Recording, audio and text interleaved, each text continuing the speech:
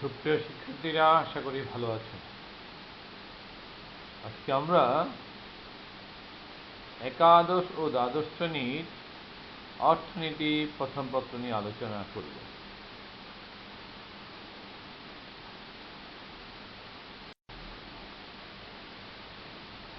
অর্থনীতি প্রথম পত্রের নবম অধ্যায়, সামগ্রিক আয় ও ব্যয়, এই শিরোনামে এই নবম অধ্যায়টি রয়েছে। আজকের পাঠ শিরোনাম হচ্ছে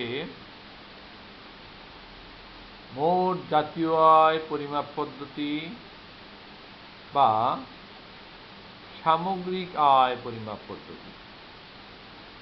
এটা মোট জাতীয় আয় পরিমাপ পদ্ধতি বা সামগ্রিক আয় পরিমাপ পদ্ধতি নামে পরিচিত। অর্থাৎ এই পাঠ শেষে আজকে তোমরা জানতে পারবে কিভাবে আমরা সামগ্রিক আয় বা মোট জাতীয় আয় পরিমাপ করতে পারি এবং সেটা প্রয়োগ করে তোমরা দেশের জাতীয় আয় পরিমাপ করতে পারবে বা সামগ্রিক আয় পরিমাপ করতে পারবে।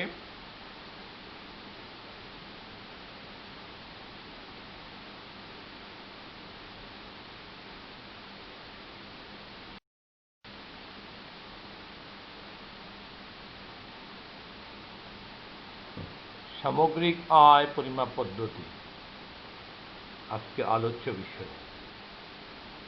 আমরা এক এক করে এই পরিমাপ পদ্ধতির ধারাবাহিক আলোচনা করব। প্রথমেই আমরা দেখি সামগ্রিক আয় পরিমাপ পদ্ধতি সাধারণত তিনটি দিক থেকে বিবেচনা করে পরিমাপ করা হয়: উৎপাদিত দ্রব্য সামগ্রী ও সেবা ভিত্তিতে, অর্থাৎ সংক্ষেপে আমরা যাকে বলি উৎপাদন পদ্ধতি বা প্রোডাকশন মেথড। দুই হচ্ছে উৎপাদন উপকরণের অর্জিত আয়, অর্থাৎ সংক্ষেপে যাকে আমরা বলি আয় পদ্ধতি বা ইনকাম মেথড। 3 নম্বর হচ্ছে সমাজের মোট ব্যয় ভিত্তিতে পরিমাপ করা হবে, যাকে সংক্ষেপে আমরা বলি ব্যয় পদ্ধতি। এই তিনটা পদ্ধতি আমরা ধারাবাহিকভাবে আলোচনা করব।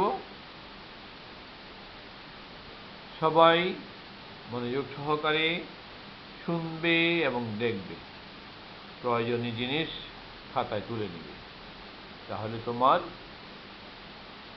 যে শিখনটা পরিপূর্ণ হবে।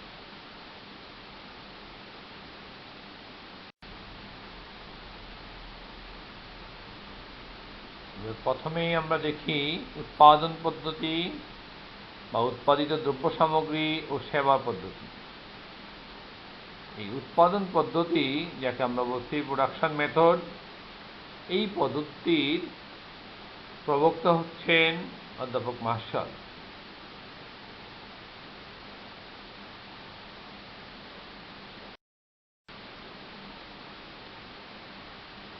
উৎপাদিত দ্রব্য সামগ্রী ও সেবা ভিত্তিতে যে সামগ্রিক আয় পরিমাপ হবে তাকে আমরা বলছি উৎপাদন পদ্ধতি।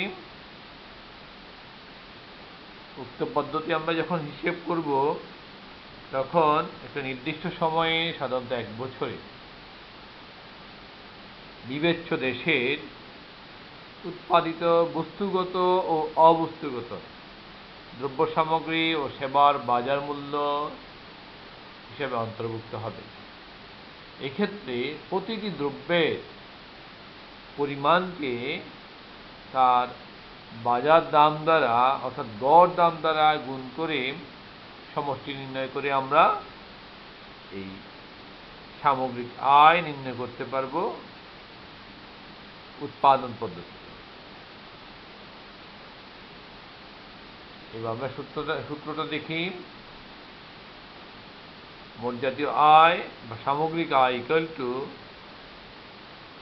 প্রথম দ্রব্যের পরিমাণকে প্রথম দ্রব্যের বাজার দাম দিয়ে, যদি আমরা ধরে নিই 1, 2, 3 এরকম ধারাবাহিকভাবে বিভিন্ন দ্রব্য উৎপাদিত হয়, অসংখ্য দ্রব্য একটা দেশে উৎপাদিত হয়, প্রত্যেকটা দ্রব্যের আলাদা আলাদা পরিমাণ থাকে এবং প্রত্যেকটা দ্রব্যের আলাদা আলাদা দাম স্তর থাকে বা গড় দাম থাকে।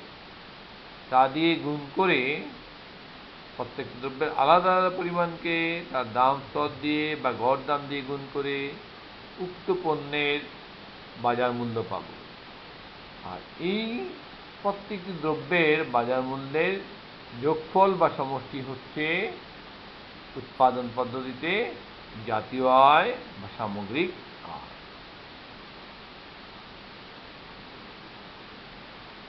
এক্ষেত্রে অবশ্যই খেয়াল রাখতে হবে দ্রব্যটি হতে হবে চূড়ান্ত দ্রব্য। চূড়ান্ত দ্রব্য বলতে আমরা ইতিমধ্যেই জেনেছি, চূড়ান্ত দ্রব্য হলো যে দ্রব্য আমরা সরাসরি ভোগ বা ব্যবহার করি।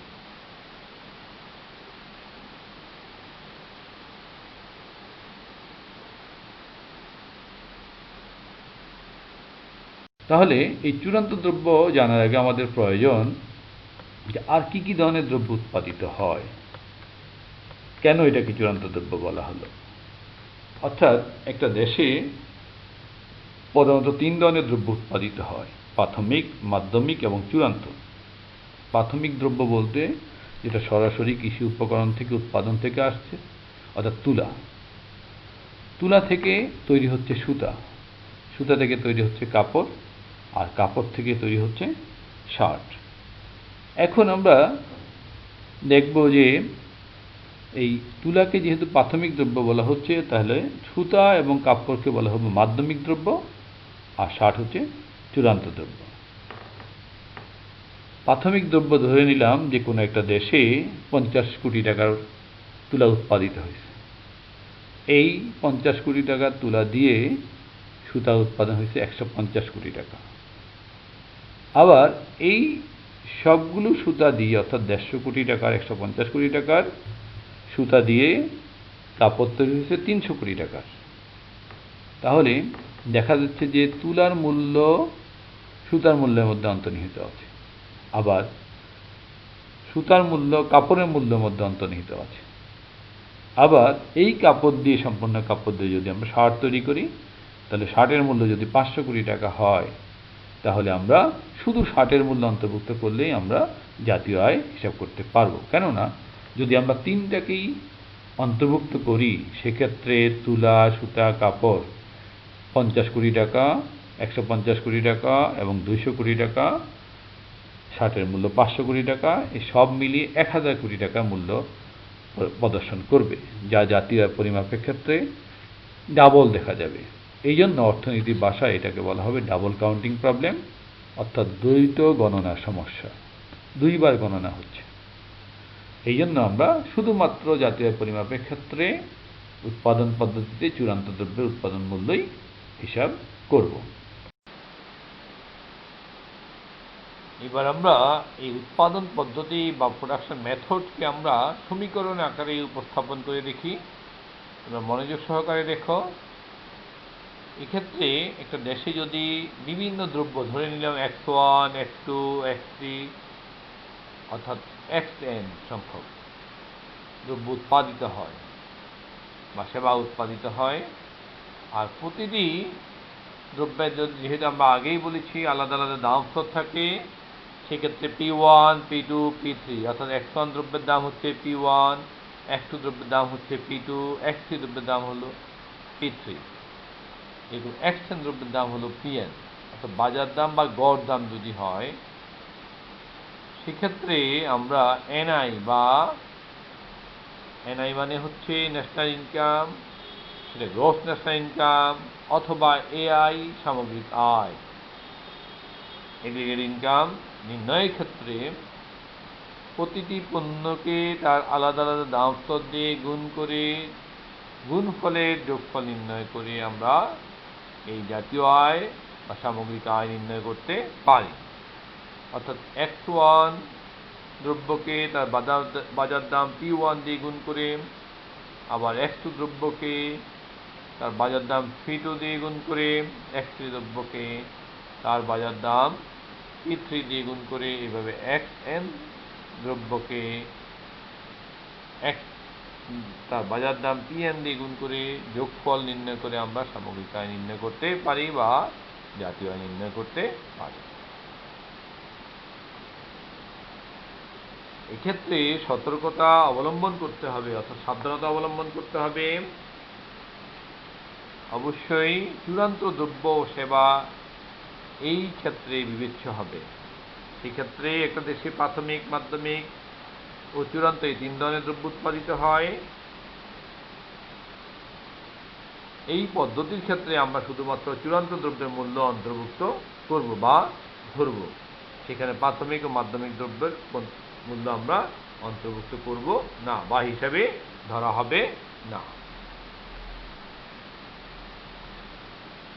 2 নম্বর সতর্কতা আমরা দেখি যে পুরাতন মূলধন সম্পত্তি বাদ যাবে। অর্থাৎ হিসাব করার সময় যে আগের বছরে যে বা পূর্ববর্তী বছরের যে মূলধন সম্পত্তি রয়েছে সেগুলো নতুন করে এই জাতীয় আয় অর্থাৎ বিবেচ্য বছরের জাতীয় আয় হিসাব করার সময় অন্তর্ভুক্ত হবে না। পরোক্ষ কর, যে সকল দ্রব্যের উপর পরোক্ষ কর ধার্য করা হয় সেই কর দ্রব্যের দাম থেকে বাদ দিতে হবে। তো দাম তো না হয় বেশি নির্দেশ করবে, দেখা যাবে সেক্ষেত্রে জাতীয় আয় বেশি দেখা যাবে, এই জন্য পরোক্ষ করটা বাদ দিয়ে হিসাব করতে হবে, অর্থাৎ দাম স্তর থেকে পরোক্ষ কর বাদ যাবে। অবশ্যই জাতীয় আয় বা সামগ্রিক আয় হিসাবের সময় তথ্যটা যেন নির্ভুল হয়। যে তথ্য নির্ভুল হলেই সঠিক আয় পরিমাপ করা যাবে।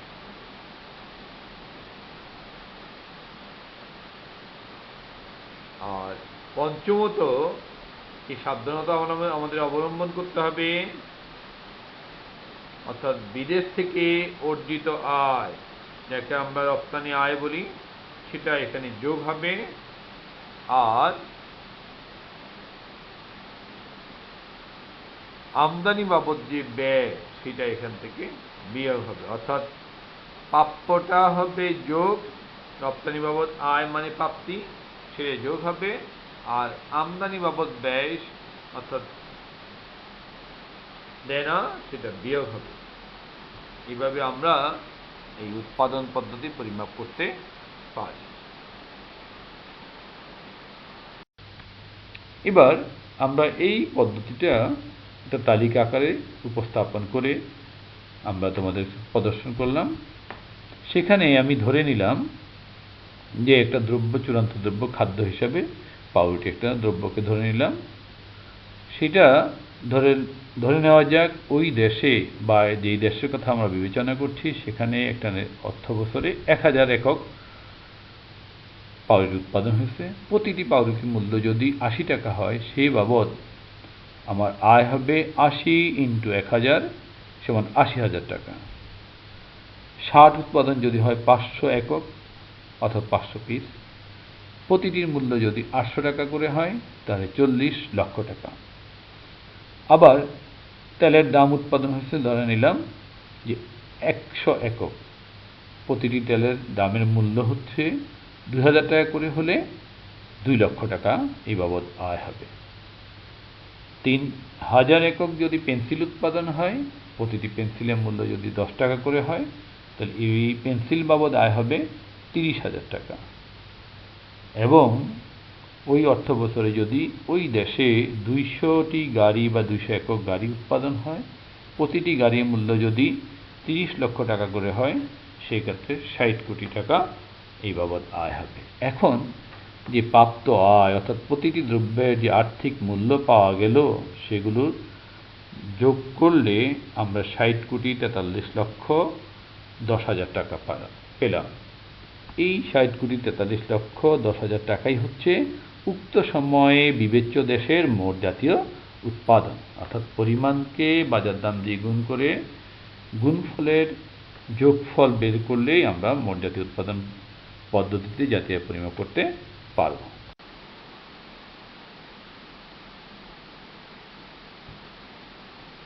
এবার আমরা দ্বিতীয় পদ্ধতি যদি বলি যে উৎপাদনের উপকরণে অর্জিত আয়ের ভিত্তিতে যদি আমরা সামগ্রিক আয় বা জাতীয় আয় হিসাব করি, যাকে আমরা সংক্ষেপে বলি আয় পদ্ধতি বা ইনকাম মেথড।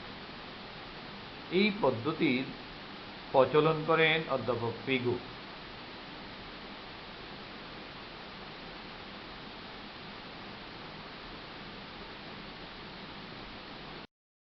তা নিয়ে আলোচনা করি। সে আলোচনায় যাওয়ার আগে আমাদের জানা প্রয়োজন উৎপাদন উপকরণ কয়টি। আমরা পূর্বের ক্লাসে জেনেছি, অর্থাৎ পূর্বের অধ্যায়ে আমরা জেনেছি যে উৎপাদন উপকরণ হচ্ছে চারটি: ভূমি, শ্রম, মূলধন, সংগঠন। ভূমি বলতে কি তাও আমরা জেনেছি, অর্থাৎ ভূমি প্রকৃতির দান। প্রকৃতি আমাদেরকে অবাধে যে সম্পদগুলো দান করেছে সেগুলোকে বলবো ভূমি বা ল্যান্ড। আর শ্রমিক বা শ্রম, লেবার, যারা কায়িক বা মানসিক পরিশ্রম বিক্রি করে অর্থ উপার্জন করে। মূলধন, যাকে বলি আমরা ক্যাপিটাল, যা উৎপাদনের উৎপাদিত উপাদান। আর এই দিনের সমন্বয় সাধন প্রক্রিয়াকে বলা হয় সংগঠন। আর যিনি সংগঠন পরিচালনা করেন তাকে বলা হয় সংগঠক বা এন্টারপ্রেনিউর। এবার আমরা দেখতে পাচ্ছি ল্যান্ড, লেবার, ক্যাপিটাল, এন্টারপ্রেনিউর, এই চারের সমন্বয়ে উৎপাদন কার্যক্রম পরিচালনা হয়। এই চারটি উপকরণকেই আমরা উৎপাদন উপকরণ বলছি। এবার এই উৎপাদন উপকরণগুলোর প্রত্যেকের আলাদা আলাদা পারিশ্রমিক দিতে হয়। যেমন ভূমির ব্যবহার মূল্যকে আমরা বলি খাজনা। শ্রমিক তার কাজের বিনিময়ে পায় মজুরি। মূলধন উৎপাদনের উপাদান, অর্থাৎ এটা উৎপাদন একবার হয় আবার উৎপাদন কাজে ব্যবহৃত হয়, তার পারিশ্রমিক হচ্ছে সুদ। এবং যিনি এই দিনের সমন্বয় করেন তাকে বলা হয় সংগঠক, তার কাজটাকে বলা হয় সংগঠন। আর এই সংগঠনের পারিশ্রমিক হচ্ছে মুনাফা। এই চারটা সমষ্টি যে পদ্ধতিতে আমরা করি সেটাকে বলা আয় পদ্ধতি।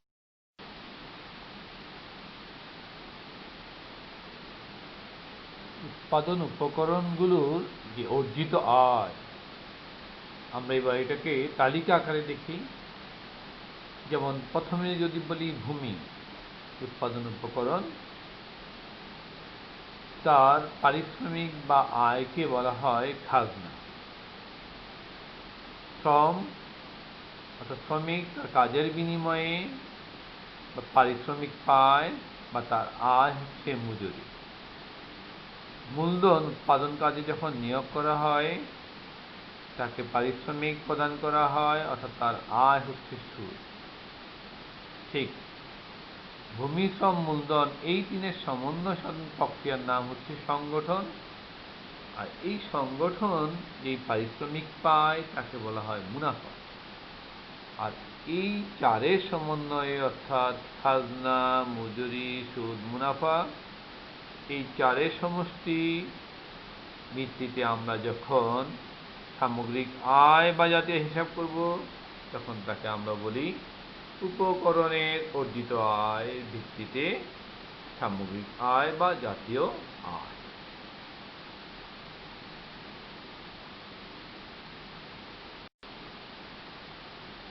তাহলে উপকরণের আয়ের ভিত্তিতে যদি আমরা জাতীয় আয় বা সামগ্রিক আয় হিসেব করি, সেক্ষেত্রে আমরা মৌলিক যে উপকরণ উৎপাদনের, যে ভূমি, তার পারিশ্রমিক, খাজনা, অর্থাৎ একটা নির্দিষ্ট সময়ে দেশের সকল ভূমির আয়কে আমরা বলবো মোট খাজনা। তার সঙ্গে আমরা যুক্ত করব সকল শ্রমিকের আয়, অর্থাৎ মোট মজুরি। তার সঙ্গে আরও যুক্ত করব সকল মূলধনের আয়, অর্থাৎ মোট সুদ। ঠিক তেমনইভাবে সকল সংগঠনের আয়, মুনাফা যুক্ত করে আমরা মোট জাতীয় আয় বা সামগ্রিক আয় পরিমাপ করতে পারি। এক্ষেত্রে লক্ষ্য রাখতে হবে যে ব্যক্তিগত আয়ের মধ্যে যেন হস্তান্তর পাওনা অন্তর্ভুক্ত না থাকে। যদি থাকে তাহলে এটা সামগ্রিক আয় থেকে বাদ দিতে হবে।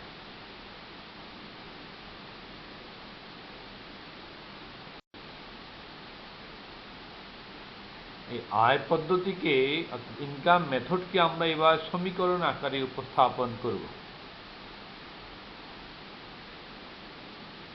লক্ষ্য করে দেখো, এনআই মানে ন্যাশনাল ইনকাম, এখানে আমরা এআইও বলতে পারি, এগ্রিগেট ইনকাম বা সামগ্রিক আয় বা জাতীয় আয় equal to summation R. Summation R মানে হচ্ছে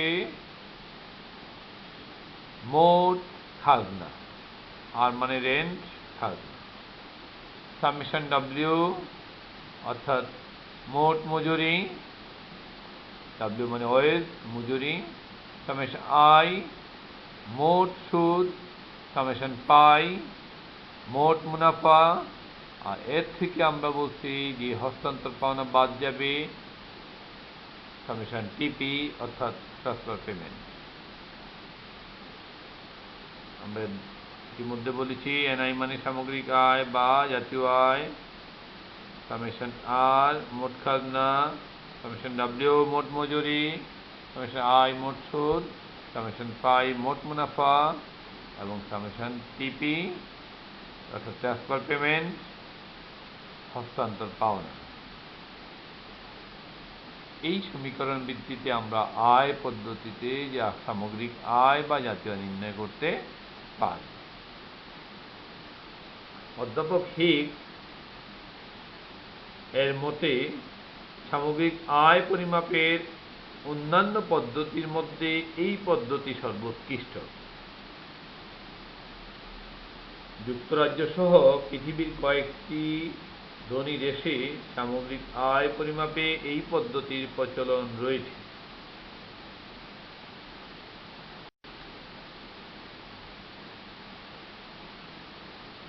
এবার আমরা এই আয় পদ্ধতির সতর্কতাগুলো লক্ষ্য করি, অর্থাৎ কি কি সতর্কতা অবলম্বন করে আমরা আয় পদ্ধতিতে জাতীয় আয় পরিমাপ করব, তাহলে আমরা সঠিক তথ্য বা সামগ্রিক আয় নির্ণয় করতে পারব।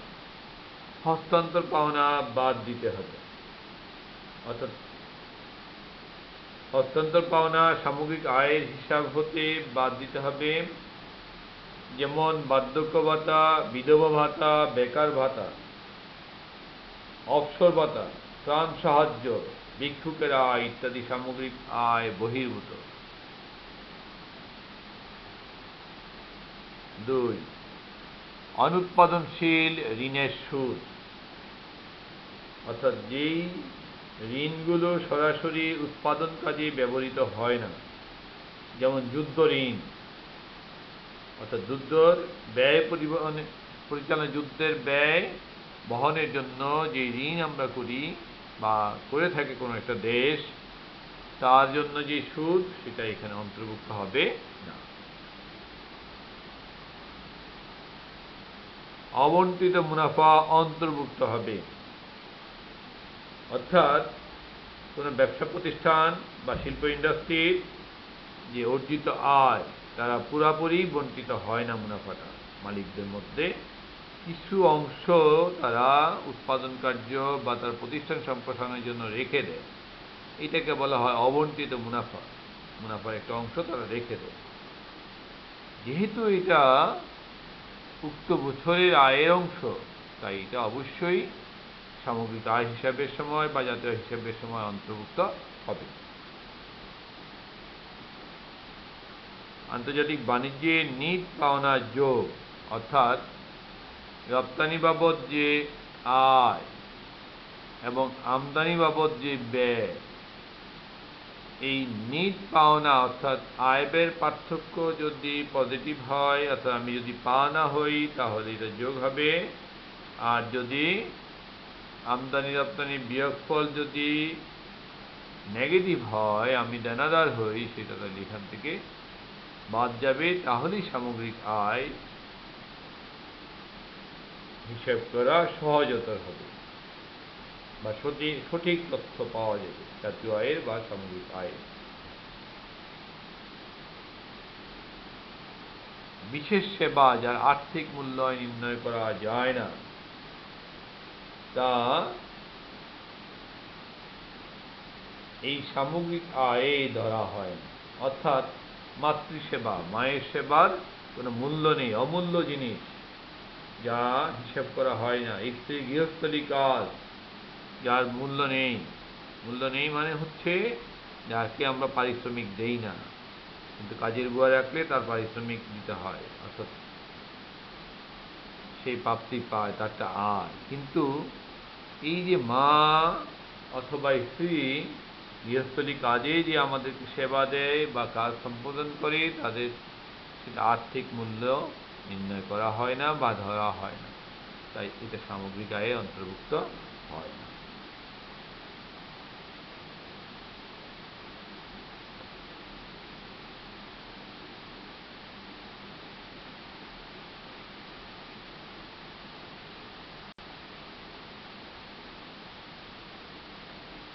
সমাজের মোট ব্যয়ের ভিত্তিতে আমরা যখন সামগ্রিক আয় বা জাতীয় আয় নির্ণয় করি, যাকে আমরা সংক্ষেপে বলি ব্যয় পদ্ধতি বা এক্সপেন্ডিচার মেথড, এই পদ্ধতির প্রচলন করেন অধ্যাপক আরভিং ফিশার।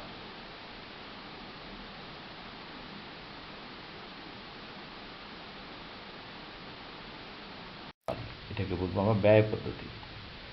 ধরে নেওয়া হয় সমাজে দুই ধরনের ব্যয়, অর্থাৎ সরল অর্থনীতি যাকে বলে, সেখানে দুই ধরনের ব্যয় হয়, একটা ভোগ ব্যয়, একটা বিনিয়োগ ব্যয়। ভোগ ব্যয় মানে ভোগ বলতে বুঝি আমরা আগেই জেনেছি কোনো দ্রব্য বা সেবার ব্যবহারের মাধ্যমে তার উপযোগ নিঃশেষ করাকে বলা হয় ভোগ। আমরা দ্রব্য সেবা ব্যবহার করি এবং সেই ব্যবহার করতে গেলে আমাকে অর্থ ব্যয় করতে হয়, আর এই ব্যয়টাকে বলবো আমরা ভোগ ব্যয়, যেহেতু ভোগ বাবদ ব্যয়, ভোগ ব্যয়। আবার আয়ের বাকি অংশটুকু, ভোগ ব্যয় ব্যতীত যে অংশটুকু থাকে সেটা আমরা সঞ্চয় করি, সঞ্চিত অর্থ ভবিষ্যতের উৎপাদন কাজে আমরা ব্যয় করি। উৎপাদন কাজের মূলধন সংযোজন বাবদ ব্যয়কে বলা হয় বিনিয়োগ ব্যয়। আর এই দুই ব্যয়ের সমষ্টি যখন আমরা জাতীয় আয় পরিমাপ করি তখন আমরা বলি এই পদ্ধতিকে। এবার তাহলে আমরা সমাজের মোট ব্যয় ভিত্তিতে যদি আমরা সামগ্রিক আয় পরিমাপ করি বা জাতীয় আয় পরিমাপ করি, যাকে আমরা সংক্ষেপে বলছি ব্যয় পদ্ধতি, সেক্ষেত্রে আমরা এইভাবে সূত্রটি উপস্থাপন করতে পারি। অধ্যাপক আরভিং ফিশারের সংজ্ঞা অনুযায়ী তিনি বলেছেন, সমাজের মোট ভোগ ব্যয় ও বিনিয়োগ ব্যয়ের সমষ্টি হচ্ছে সামগ্রিক আয় বা মোট জাতীয় আয়।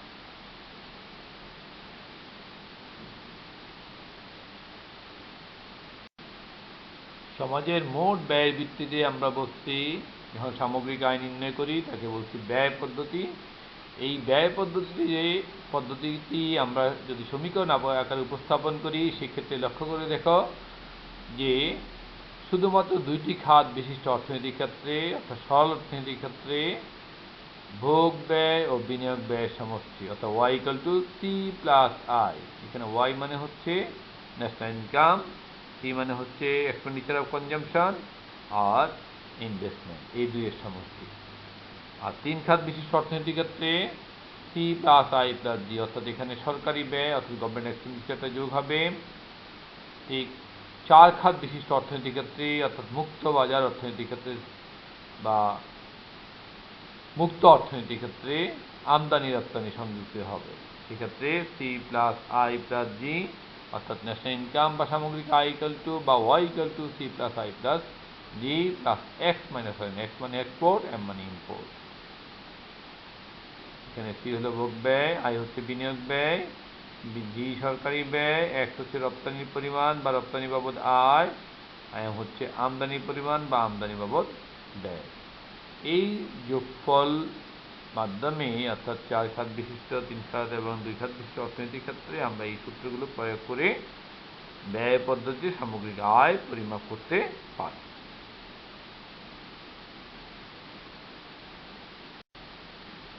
সামগ্রিক আয় পরিমাপের ক্ষেত্রে যে ব্যয় পদ্ধতি অবলম্বন করে যদি আমরা সামগ্রিক আয় নির্ণয় করি, সেক্ষেত্রে যে তথ্যের প্রয়োজন, সেই সকল তথ্যের পাওয়া অনেক কঠিন।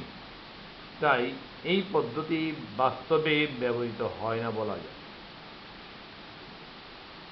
উৎপাদন পদ্ধতির সাথে ব্যয় পদ্ধতি যদিও ওতপ্রোতভাবে জড়িত, অর্থাৎ বিক্রেতার প্রাপ্ত উৎপাদন মূল্য ও সমাজের মোট ব্যয় পরস্পর সমান হয়, এটাই হওয়া ছিল স্বাভাবিক। কিন্তু সঠিক তথ্য না পাওয়া গেলে এই পদ্ধতি অবলম্বন করে জাতীয় হিসাব করা কঠিন।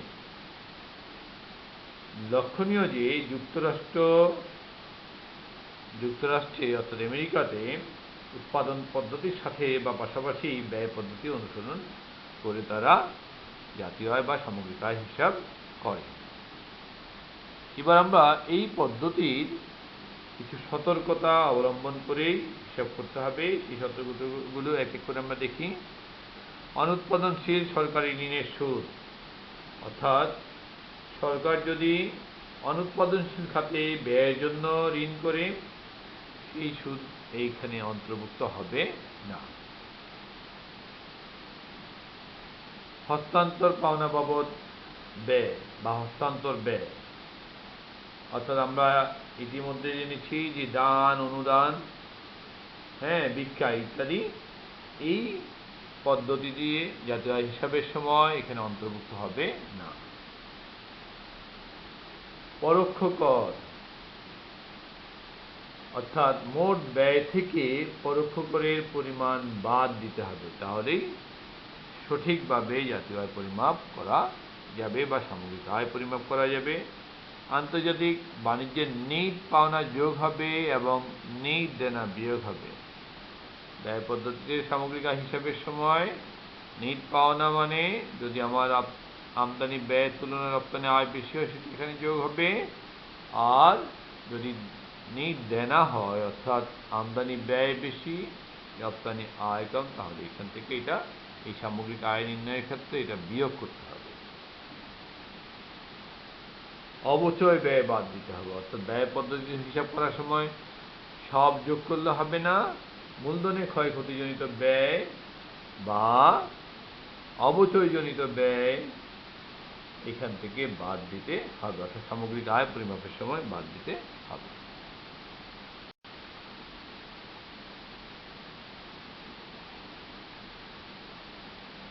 এবার আমরা আজকে পাঠ শেষে কি শিখতে পেরেছি, কি জানলাম সেটা আমরা দেখি।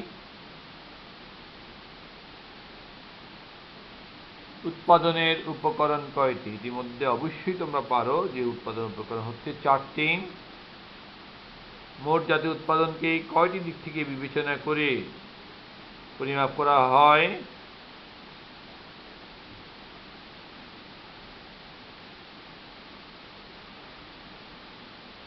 অর্থাৎ মোট জাতীয় আয়কে কয়টি দিক থেকে বিবেচনা করে পরিমাপ করা হয়? সেক্ষেত্রে আমরা জেনেছি যে 3টি দিক থেকে: আয় পদ্ধতি, উৎপাদন পদ্ধতি এবং ব্যয় পদ্ধতি। মোট জাতীয় আয় কোন কোন ব্যয়ের সমষ্টি? আমরা ইতিমধ্যে দেখেছি যদি সরল অর্থনীতি হয় ভোগ ব্যয় বিনিয়োগ ব্যয়ের সমষ্টি, যদি 3 খাত বিশিষ্ট অর্থনীতি হয় সেক্ষেত্রে ভোগ ব্যয় বিনিয়োগ ব্যয় সরকারি ব্যয়ের সমষ্টি, 4 খাত অর্থনীতির ক্ষেত্রে ভোগ ব্যয় বিনিয়োগ ব্যয় সরকারি ব্যয় এবং নিট পাওনা অথবা নিট দেনা সেখানে সম্পৃক্ত করে আমরা মোট জাতীয় আয় বা সামগ্রিক আয় পরিমাপ করতে পারি।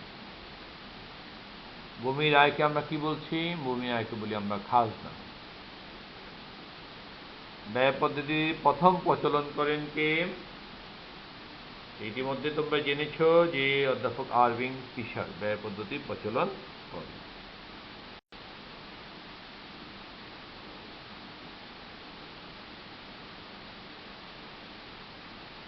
এবার বাড়ির কাজটি দেখে নাও, উদ্দীপককে মনোযোগ সহকারে পড়ো।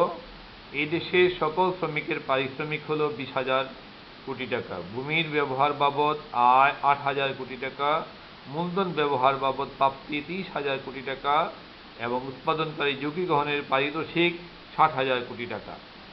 এই হলো উদ্দীপক। এর সাহায্যে আমরা প্রয়োগ এবং উচ্চতর দক্ষতার প্রশ্নের উত্তর দিব। তার আগে আমরা দেখি জ্ঞানমূলক কোশ্চেন। সামগ্রিক আয় পরিমাপের উৎপাদন পদ্ধতির প্রবক্তা কে? ইতিমধ্যে তোমরা জেনেছ যে এই পদ্ধতির প্রবক্তা হচ্ছেন আলফ্রেড মার্শাল। অনুধাবন কোশ্চেন হচ্ছে উৎপাদন পদ্ধতির সাথে ব্যয় পদ্ধতি ওতপ্রোতভাবে জড়িত, অর্থাৎ উৎপাদনকারীর ক্ষেত্রে যদি আমরা বলি উৎপাদিত পণ্যের আয়, আর ভোক্তার ক্ষেত্রে সেটা হচ্ছে ব্যয়। এই দৃষ্টিকোণ থেকে তোমরা এই প্রশ্নটা আলোচনা করে ব্যাখ্যা করে লিখবে। এই দেশে জাতীয় আয় নির্ণয় করো। সেক্ষেত্রে যে তথ্য দেওয়া আছে সে অনুযায়ী তোমাকে আয় পদ্ধতি অবলম্বন করেই জাতীয় আয় পরিমাপ করতে হবে বা জাতীয় আয় নির্ণয় করতে হবে। 4 নম্বর বা উচ্চতর দক্ষতার প্রশ্ন। এই দেশের জাতীয় আয় নির্ণয় করার সময় যে পদ্ধতি অবলম্বন করা হবে তা অবশ্যই সতর্কতার সাথে করতে হবে, অর্থাৎ বিশ্লেষণ করো। অর্থাৎ এই ক্ষেত্রে আমরা ইতিমধ্যে বলেছি যে আয় পদ্ধতি অনুসরণ করবে, আর এই আয় পদ্ধতির যে সতর্কতাগুলো আছে এখানে বিশ্লেষণ করবে। অবশ্যই পারবে, কাজটি সম্পন্ন করে নিবে, তাহলেই তুমি বুঝতে পারবে যে তুমি পাঠে মনোযোগী ছিলে এবং তোমার পাঠটা আত্মস্থ হয়েছে।